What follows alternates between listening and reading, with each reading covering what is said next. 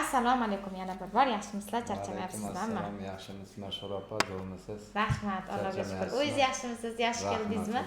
Birinchi marta qachon kelgan edik? Qanaqa shikoyatlar bilan kelgan edik? Mana shu birinchi marta kelishim shu 2026-yil fevral oyida borganman oldingizga. O'shanda shikoyatim shu yuragimmi, ko'krak qafasimi og'rirdi. Mana shu tarafda nima ekanligini bilmay borgandim. Sizni izlab topib borgandim. O'shandan keyin sizga bordim.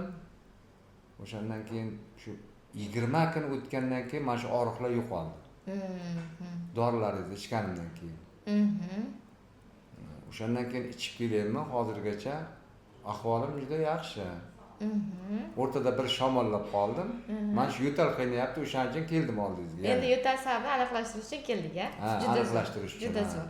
Bularhamchi o'sha bemorimiz birinchi marta kelganda asosan yuragida og'riq bilan kelgan, ko'krak sohasi og'riqlar bilan kelgan. Bemorimizni tekshirganmiz, ko'rganmiz. Bemordagi ko'krakdagi og'riqlari yurak bilan emas, balkim ko'krak sohasida joylashgan osteoxondroz tufayli bo'lib chiqqan. Shu paytgacha bir nechta kardiologlarga borgansiz, to'g'rimi? Borganman, hech tuzatilmasdim. Hech og'riq yo'qota olmasdingiz. Yurak dori yozib berardi, og'riq ketmasdi.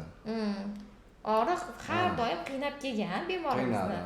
Keyin bemorimizga bularchi shunaqa tributinli bemor, hozir sekingina gapiryaptilar, lekin shunaqa tributinli bemor edi. Hol jonimga qo'ymay so'ragan edi. Nima uchun og'riyapti, nima bo'lyapti, nima uchun og'riyapti? Esida qolgansizda. Bordim, davolandim.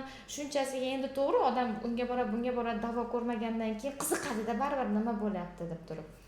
Shunaqa. Keyin bemorimizga podrobniy nazarchalar ko'rsangizlar, hamma narsani yozganman. O'sha qanaqa mashq qilishlari kerak, nimalar qilish kerak, qanday yurishlari kerak.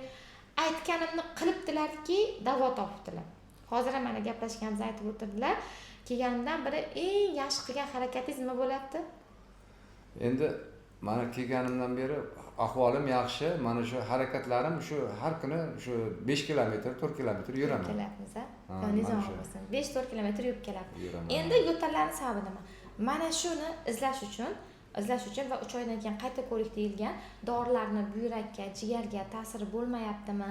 Dorilarni endi kamaytirsak bo'ladimi? Tabiiy narsalarga o'tsak bo'ladimi? Keyingi etap lecheniya uchun kelganlar.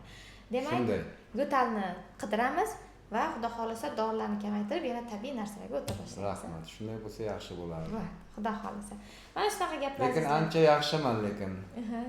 Shu ko'krak qafasimda 1 gram og'riq yo'q. Bemalol kechqurun uxlayman. Uyqum yaxshi. Yaxshi, ko'z tegmasin. Mana shunaqa azizlar, salomat bo'lasizlar, kuzatishda davom etingizlar.